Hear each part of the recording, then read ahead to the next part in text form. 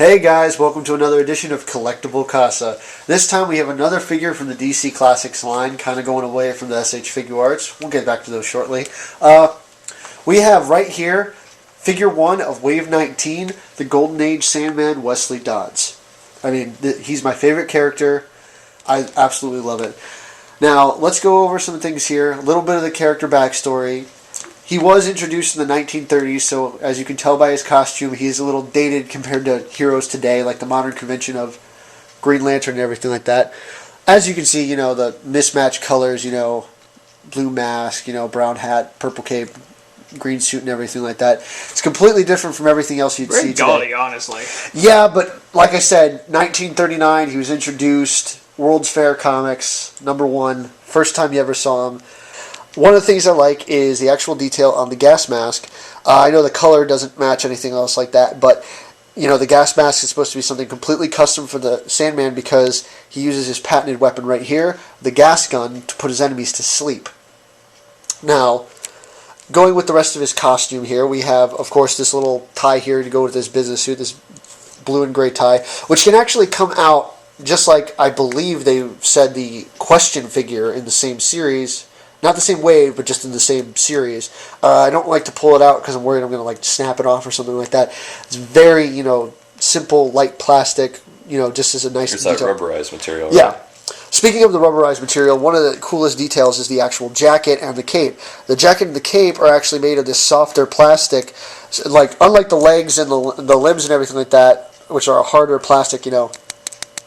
This is actually really light and movable because he actually has some posability in his torso and everything like that. As with the other figures from the same series, he does have the articulation here in the abdomen, so you know he can bend forward, you know, lean forward, lean back, but you can't see it because they covered it up with his, you know, business suit here. But they did do it in that that light, thin rubber, so I love it. He can bend. I like it as a detail because it actually feels like a piece of clothing. Same with the cape here. One of the things I could never stand about action figures as a kid was when they had capes that were separate because they'd be these really crappy, like rubberized bullshit that really didn't help it. Or worse, when they actually did it as like cloth. Yeah. Which, I mean, they've done even up until just recently. I think I saw a Moon Knight figure not too long ago where they had like a cloth cape. It looked really tacky.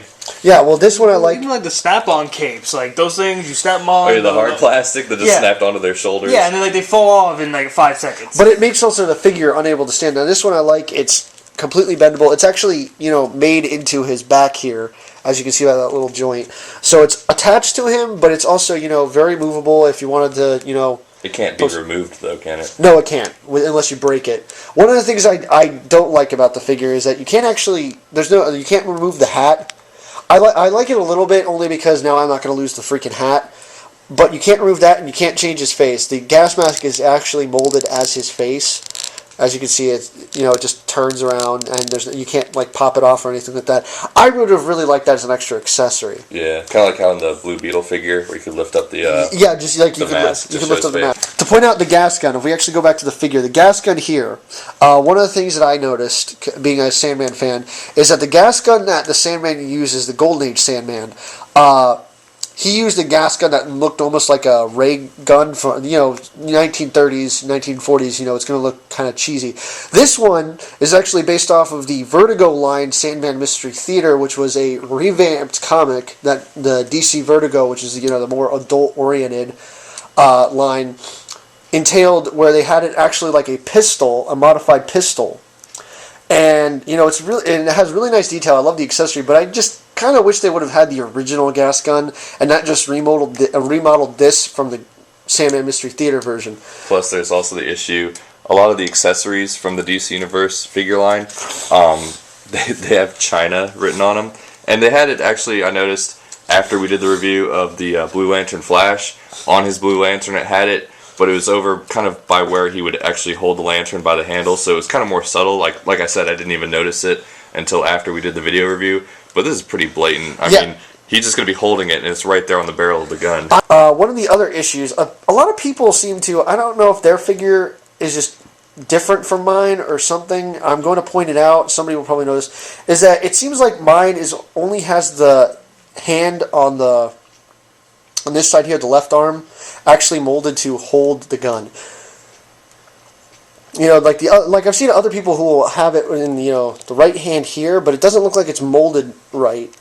But one of the things I do like about this figure, really quick, is the actual amount of posability. Going back to the movement, there is, I believe, over 19 points of articulation. Like this thing, everything moves on this guy. The legs, the ankles, the knees. Yeah, unlike the Blue Beetle, where he only had so much articulation and posability, the Sandman here has got a lot of it. The one thing I do like, little touch, because the Sandman actually wore like a holster for his gun, they actually put this little circle right here, which, and then there's a little hook at the end of the gun, and what you can do is, if I can get it to work, is you would holster the gun right like that, so that you could actually have him standing without his gun. Nice touch. I loved every bit of it. Now, to go with the Collect and Connect gimmick that they have for all the figures, this one came, of course, with the leg of Stripe. And, I don't even seem to have it anymore. Oh well. Stripe, big mechanical unit for the sidekick to Star Spangled Kid, who, at least the current one anyway. And I want you to look at this. The freaking leg is what came with Sandman, and as you can see, it is about as tall as Sandman, which leads me to believe that this Collect and Connect figure is going to be massive, just incredibly huge. Yeah, pretty much are. Yeah, I would love to actually have it. Oh, I seem to have found it. The actual meaning of the word Stripe is Special Tactics Robotic Integrated Power Enhancer. I want to get some more figures in this wave. We're probably going to get some more figures from the other waves. Like always, guys, don't forget to favorite, subscribe, and check, wait for other videos. Catch you later.